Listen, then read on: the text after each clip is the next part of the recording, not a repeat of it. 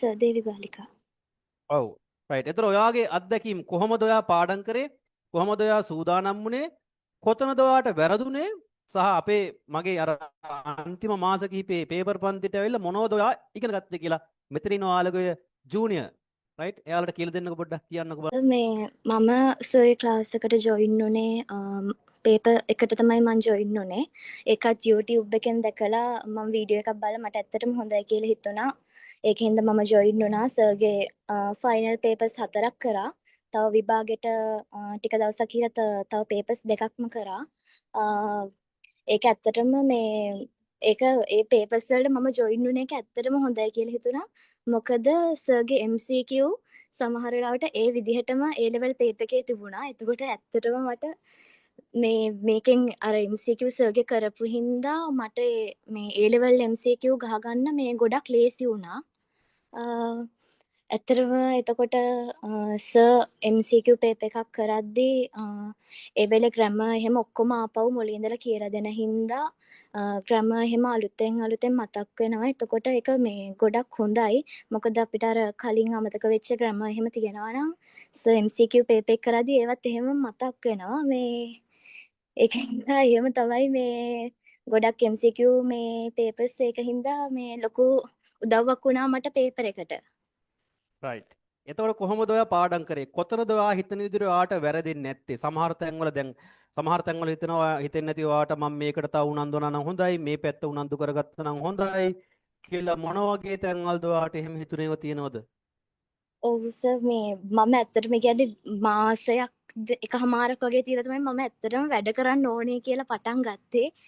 ඊට කලින් කරා නම් ඇත්තටම වචන එහෙම තව බලා ගන්න ඕනේ. මොකද වචන පාඩම් වෙද්දි තමයි අපිට ඒ කියන්නේ පේපර් එක තේරුම් අරගෙන කරන්න පුළුවන් වෙන්නේ.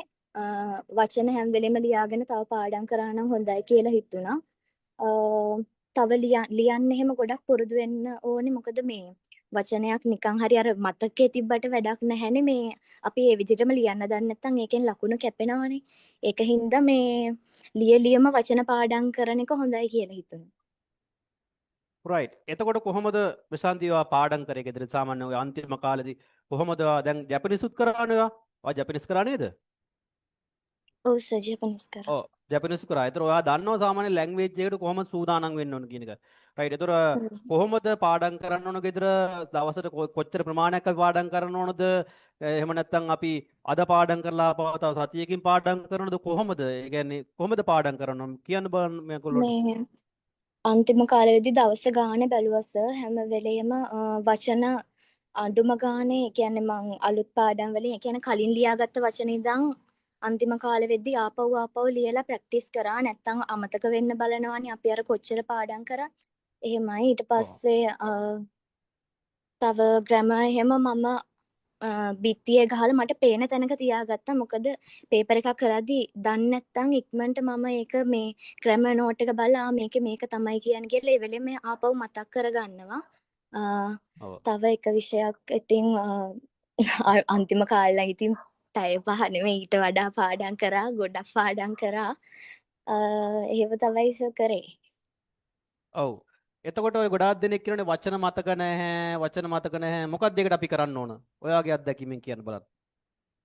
වචන කියන්නේ මම ගමනක් යද්දි කොරියන් ගමනක් යනවා නම් කොරියන් වචනයි ජපන් වචනයි මොකක් හරි පුංචි කොල කෑල්ලක හරි ලියාගෙන දාගෙන ගියා. මොකද බස් එකේ යද්දි හරි පොඩ්ඩක් බලා ගන්න පුළුවන් නම් මතක් වෙනවා. ඒකින්ද අර හැම වෙලේම ලියලිය පාඩම් කරයි. මම MCQ පේපර් එකට කලින් දවසේ මට වෙලාව තිබුණ හින්දා මම ආපහු ලියපු වචන අලුත් වචන ඔක්කොම ලිව්වා ආපහු මතක් වෙන්න. එතකොට MCQ එකේදී මට ඇත්තටම මේ වචන ටික ආපහු හැමම මතක තිබුණා. ඒක ගොඩක් හොඳයි. එහෙම හැම වෙලෙම ලියලිය පාඩම් කරන්න ඕනේ. රයිට්. ඕක තමයි අපේ බෙසාන්දිගේ කතාව. මොකද බෙසාන්දි අපිත් එක්ක සම්බන්ධ වුණේ පේපර් ක්ලාස් එකට. පේපර් ක්ලාස් එක මම පටන් ගත්තේ මට මතක විදිහට ඔක්තෝබර් මුල් කාලේ වගේ මට ආවට හරි සර්, thank you.